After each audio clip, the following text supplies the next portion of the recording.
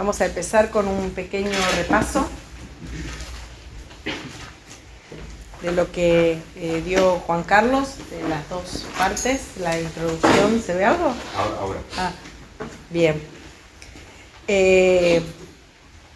Recordemos, Jesús es un ser único, inmensamente grande, glorioso, incomprensible a la mente humana.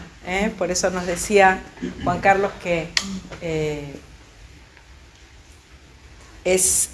tenemos que venir con asombro a estudiar, ¿no?, a la persona de Cristo, porque es tan inmenso que no puede caber en nuestra mente. Otra cosa que nos decía es acerca de la revelación, que es la única forma de entenderlo, si se puede decir entenderlo, porque a Dios no lo podemos entender con la mente, sino que es una revelación que viene al corazón, es por revelación del Padre que conocemos a Jesús. Y nos decía también que la revelación es algo personal, no es algo que se contagia, no es porque mi papá es cristiano que yo soy cristiana, sino que tiene que haber una revelación de Jesús personal en mi corazón. No se contagia, no se hereda. Nos decía también que tenemos que acercarnos a este estudio con humildad, ¿no? Siempre que nos acercamos no voy a estudiar, nos decía que no era como el que se pone en un laboratorio a ver un objeto, sino que nosotros tenemos que mirar hacia arriba. Él está sobre nosotros y nos acercamos con humildad, con expectativa, con asombro. ¿No funciona el...? Sí, ha funcionado hace 5 minutos. Bueno. Después nos habló de la doctrina de la Trinidad, que quiere decir que Padre, Hijo y Espíritu Santo son 3 personas en una sola. Amén. Jesús es la segunda persona de la Trinidad y cada una tiene distintas funciones. El Padre genera, el Hijo ejecuta y el Espíritu Santo inspira, pero son una misma y única persona, 3 en 1. Esto que tampoco lo podemos entender. Después nos habló de que Jesús es Señor y Cristo.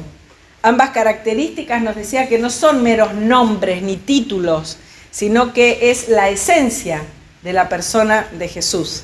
Él es, desde antes de la fundación del mundo, es Señor y es el Cristo.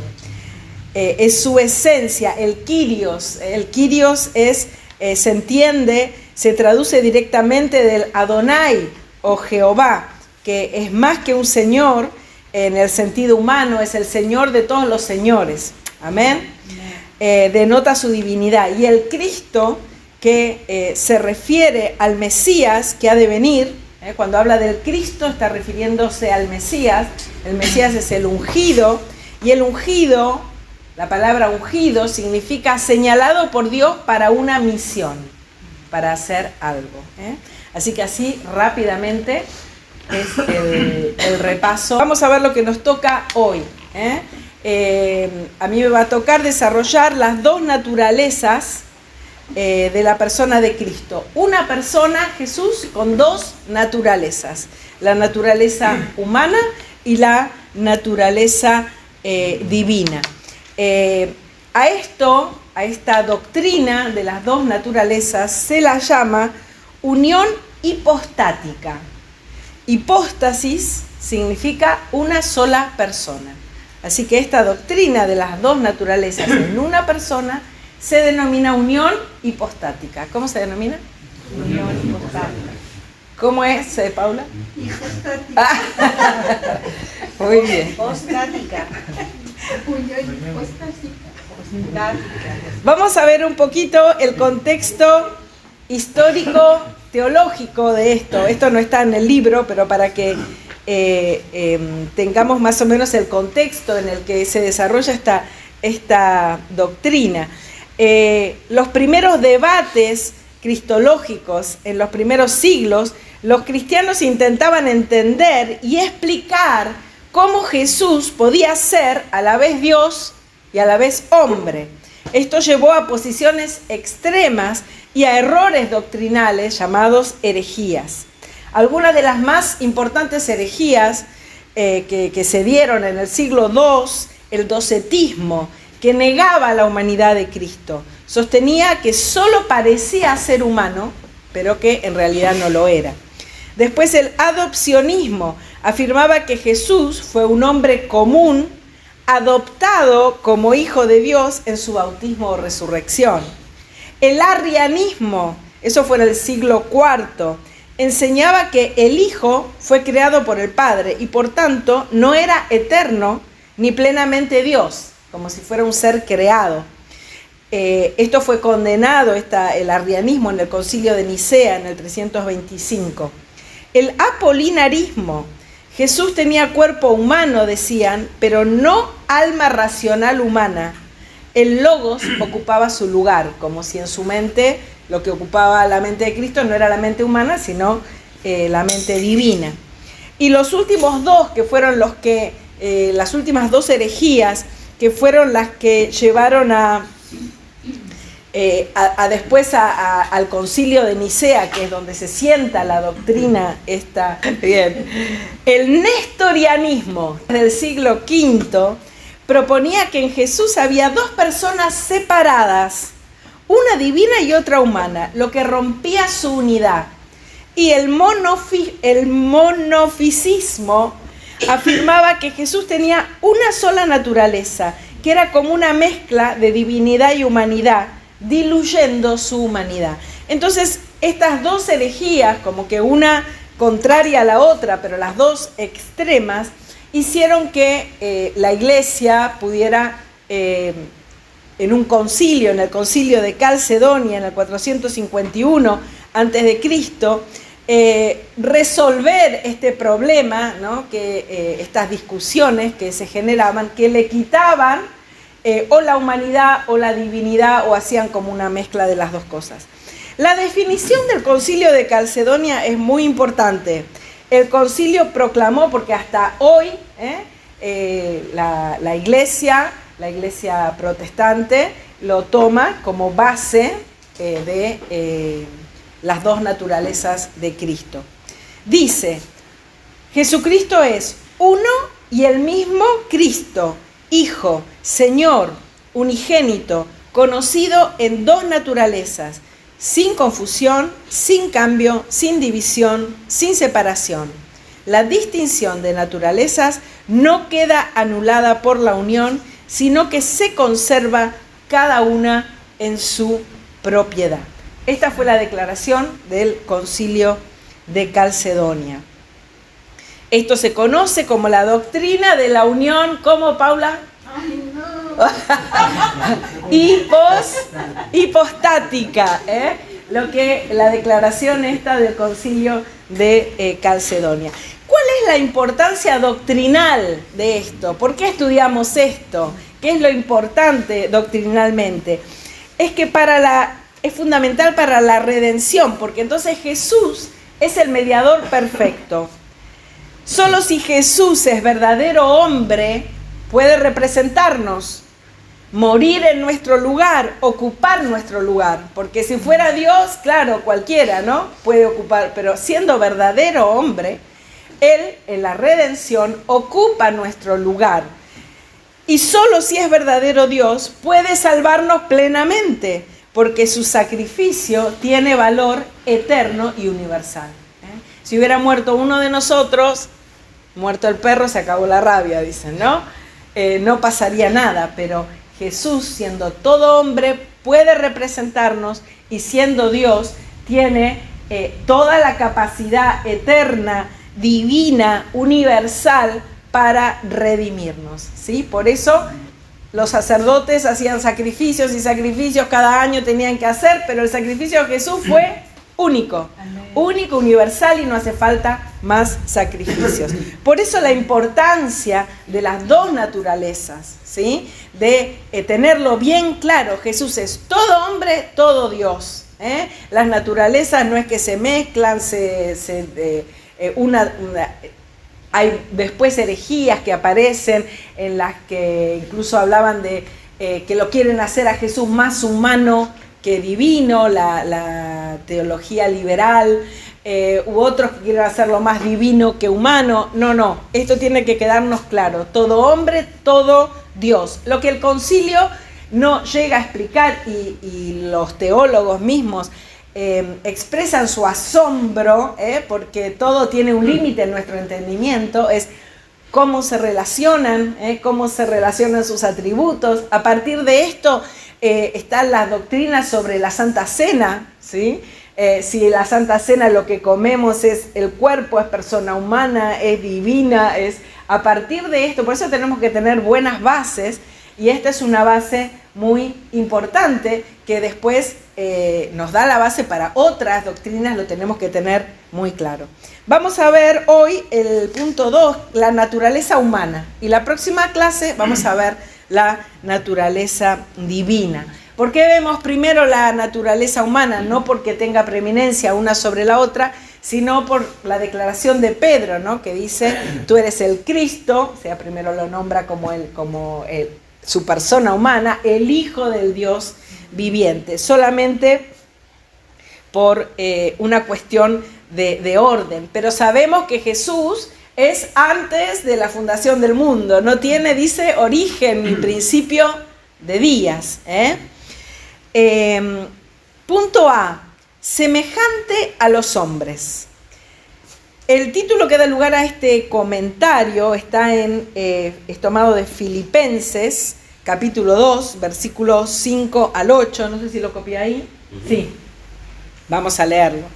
Dice, haya pues en vosotros este sentir que hubo también en Cristo Jesús, el cual, siendo en forma de Dios, no estimó el ser igual a Dios como cosa que aferrarse, sino que se despojó a sí mismo, tomando forma de siervo, hecho semejante a los hombres, y estando en la condición de hombre, se humilló a sí mismo, haciéndose obediente hasta la muerte y muerte de cruz. Este es un versículo clave, ¿sí? a esta doctrina, a este vaciamiento, se le llama kenosis. ¿Cómo se llama, Paula? Hoy soy la luna. ¿Cómo se llama, Ediberto? Kenosis. Kenosis. Que no se diga, kenosis.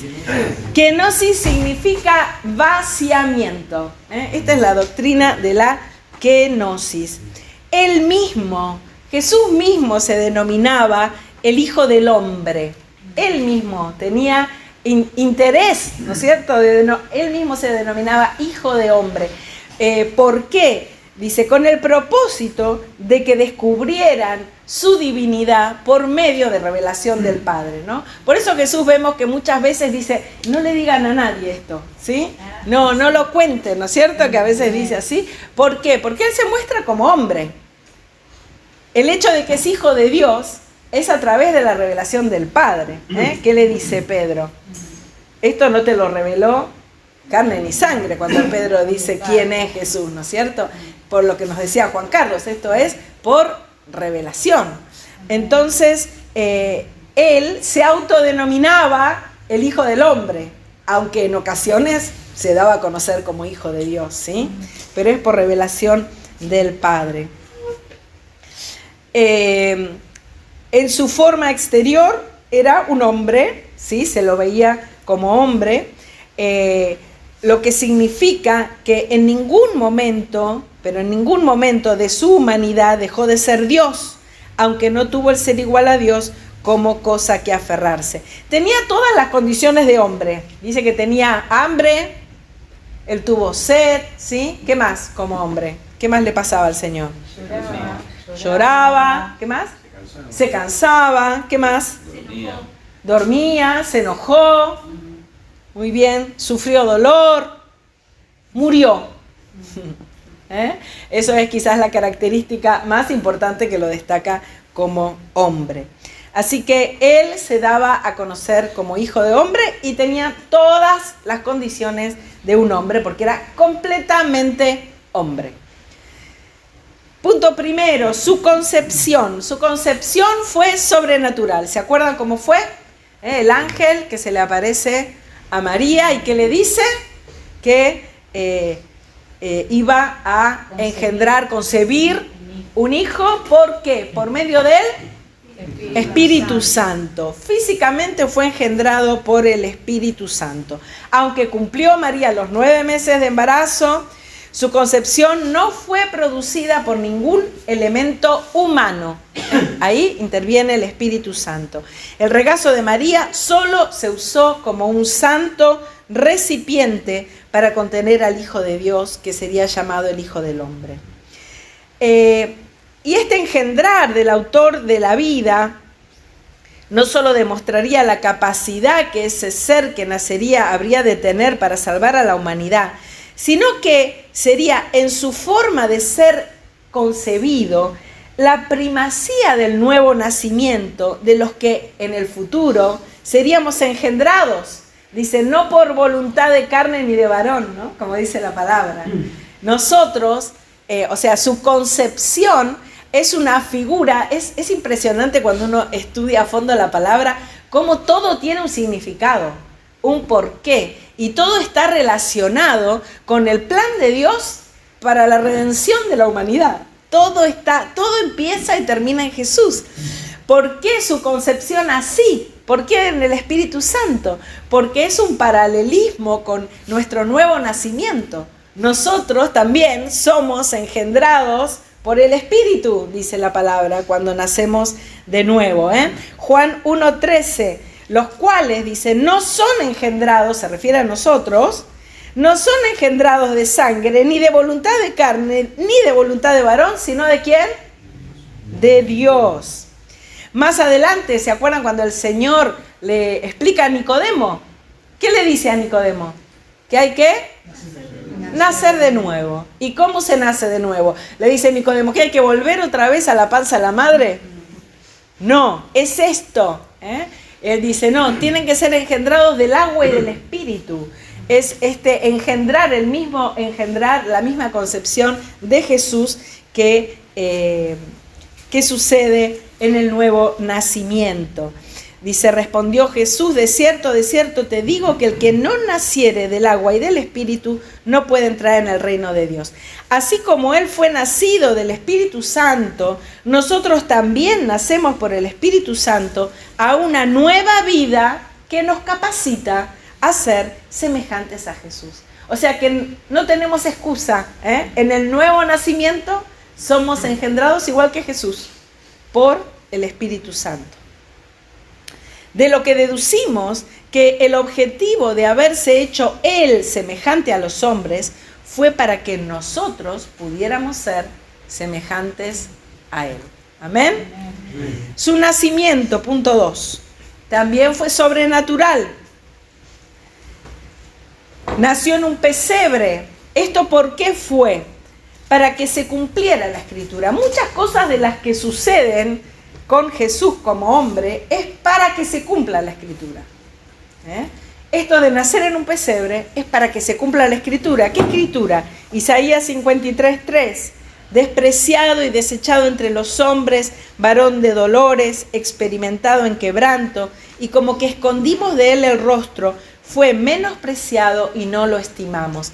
Así se cumple la Escritura, ¿no? Naciendo él en un pesebre, naciendo en el lugar más humilde, más pobre, para que se cumpliera la Escritura. Es tremendo en el nacimiento, me encanta esta parte del libro, que como papi dice, que las fuerzas sobrenaturales aparecieron para que unos pocos hombres fueran a rendirle tributos de divinidad. Y dice, hay un universo espiritual representado por los ángeles, ¿no? Los ángeles que vienen a anunciar el nacimiento ¿a quién? A ver si están despiertos o no. A los pastores, Los ángeles vienen a anunciar el nacimiento de los pastores. Este es la parte de su divinidad, envía a los ángeles, pero también las fuerzas del universo material, la estrella que guía ¿a quién? a los sabios de Oriente. Entonces, dice, el testimonio de la divinidad, los ángeles, y la humanidad de Jesús, la estrella, se manifestó para que ambos, los convocados por las fuerzas espirituales y los convocados por las fuerzas naturales, hicieran una sola cosa: adorar al pequeño hombre que era Dios. Así que esto es maravilloso, como todo tiene que ver con esto. Punto número 3, su desarrollo. Jesús crece como niño, como cualquier israelita. Dice que fue circuncidado al 8º día, lo que se desprende de la lectura de Lucas 2, 22 al 27. Y años más tarde, ya siendo hombre, sería bautizado por Juan en el Jordán. Esto sucede para que se cumpla la Escritura. Mateo 3:15 dice, pero Jesús le respondió a Juan cuando lo va a bautizar, porque Juan, se acuerdan que no quería bautizarlo, porque decía, Juan sabía que era el Hijo de Dios. Entonces dice, no, pero Jesús le dice, no, lo tenés que hacer. Dice, deja ahora, porque así conviene que cumplamos toda justicia. Entonces le dejó. Tenía que ser bautizado para que se cumpliera la Escritura. De su niñez, adolescencia, juventud, tenemos pocas referencias en las Sagradas Escrituras. Pero podemos destacar, aparte de su circuncisión, 2 hechos notables. Una es, ¿dónde está? Porque lo trata más adelante. Antes de tratar estos hechos notables, lo que dice el libro es que la diferencia de la humanidad de Cristo con la de otros seres humanos, algunos quieren destacar como que fuera un superhombre, ¿no?, para justificar aquellas cosas que no somos capaces de realizar los cristianos, aduciendo que si bien Cristo era humano, podía obrar con ventaja sobre otros hombres por el hecho de que era Dios, ¿no? Pero bueno, esto no es una excusa para nosotros, porque la palabra nos dice que era todo hombre.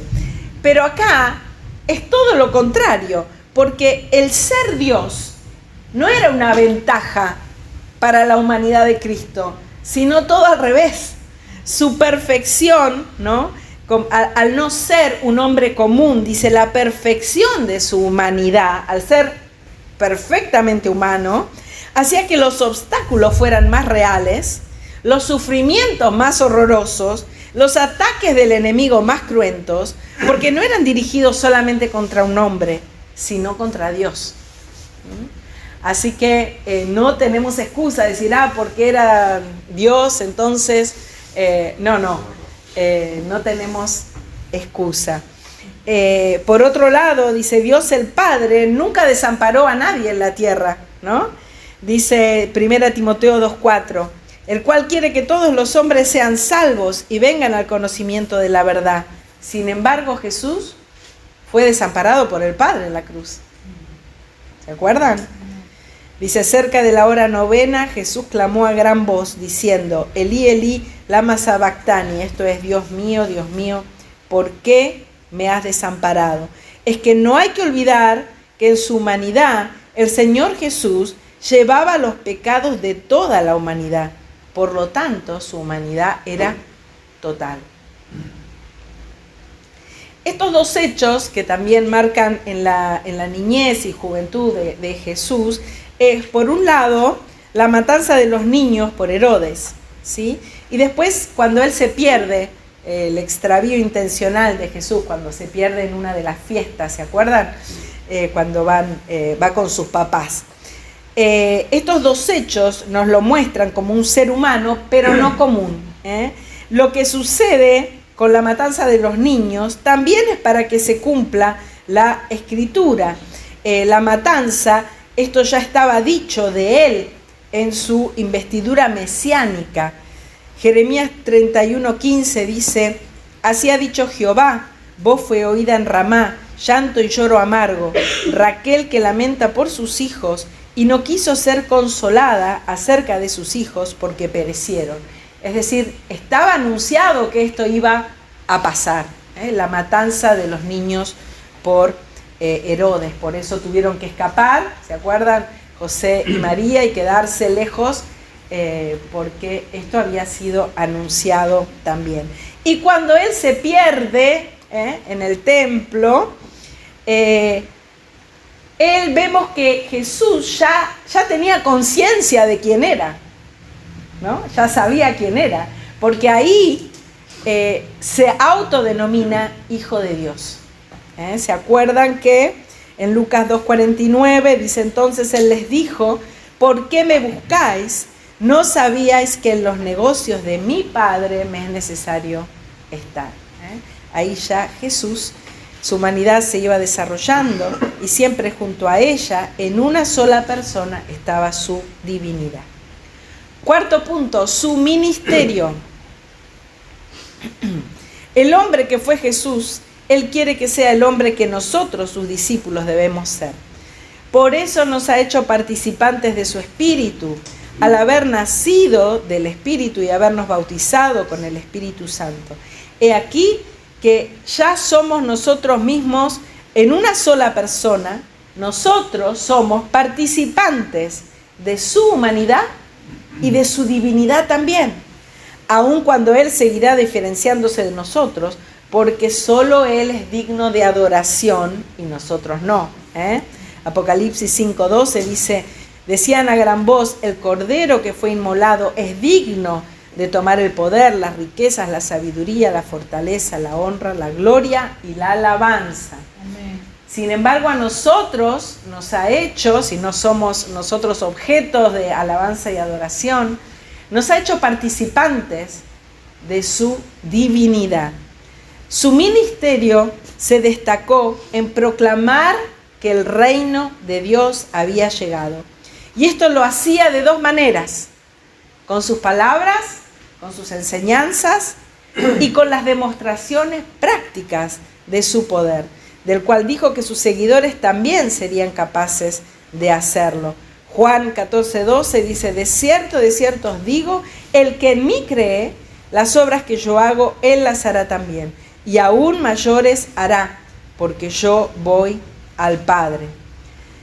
Si bien acá no nos vamos a detener a hablar sobre su ministerio, sino que eso lo vamos a hablar en otros capítulos más adelante, lo que destacamos acá es que al hombre nacido de nuevo, a nosotros, nos es dado imitar a Jesús, puesto que nuestra humanidad, vemos que la humanidad de Jesús no era un obstáculo, nuestra humanidad tampoco, porque el Señor nos ha engendrado a través del Espíritu, nos ha dado su Espíritu y nos ha hecho partícipes de su gloria. Amén. Y último punto, su muerte. Su muerte es la expresión más clara de su humanidad. En su nacimiento participó Dios en la persona del Espíritu Santo, pero en su muerte el Padre lo desamparó. Jesús estaba solo.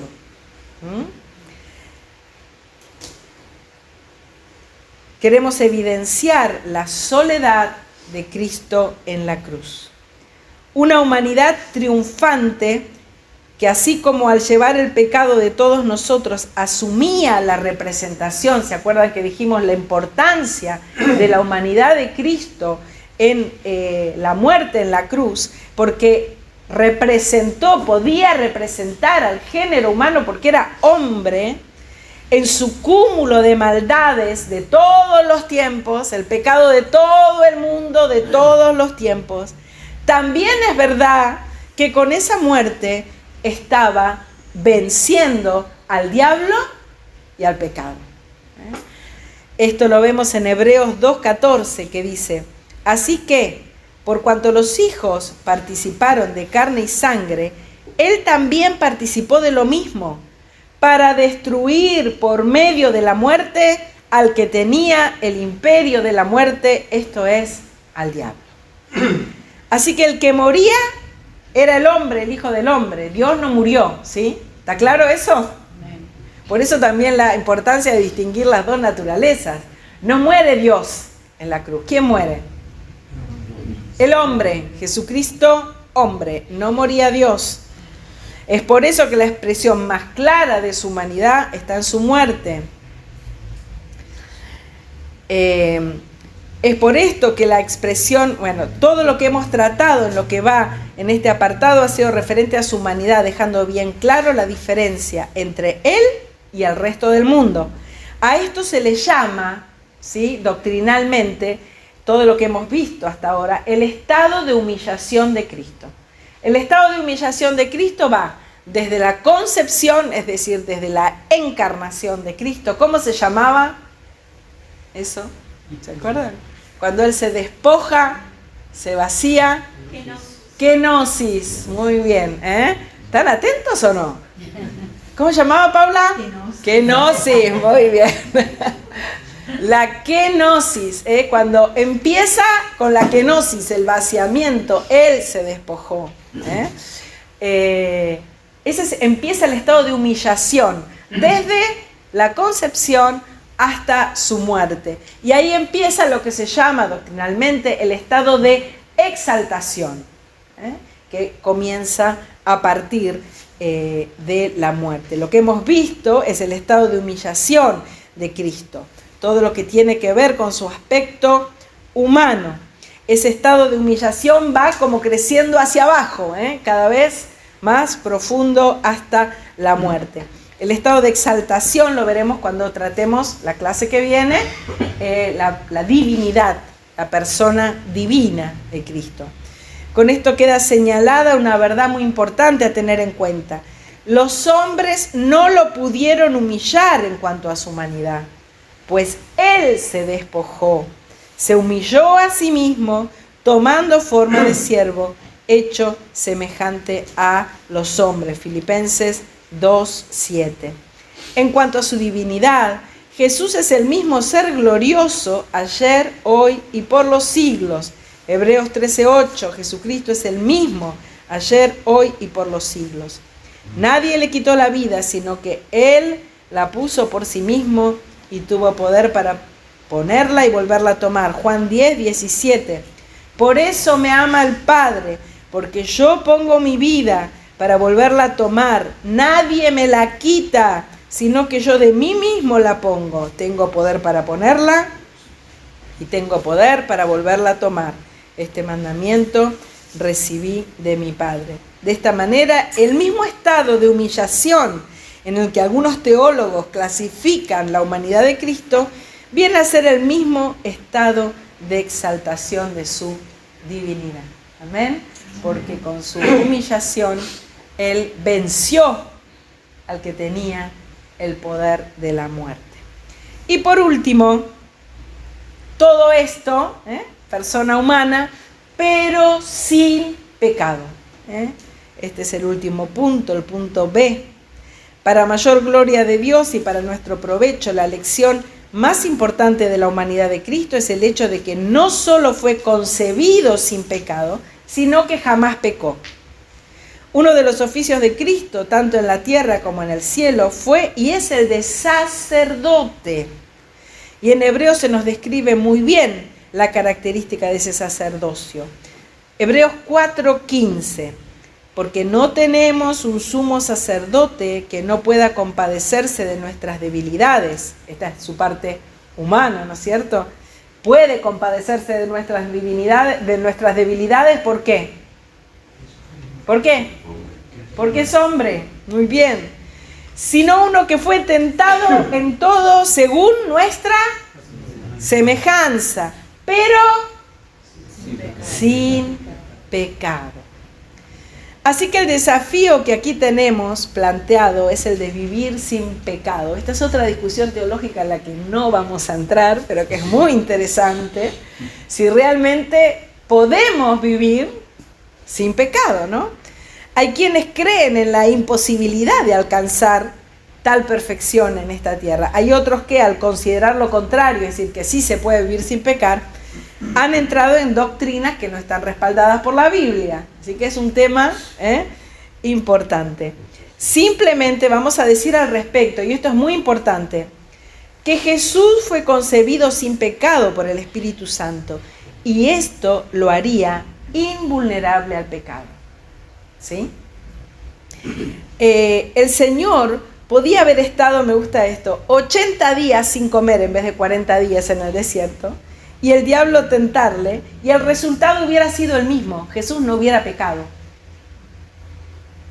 Porque Dios lo había planificado, Dios había dispuesto desde antes de la constitución del mundo que Jesús iba a ser un hombre santo. Porque Dios lo había dispuesto así. No podía pecar.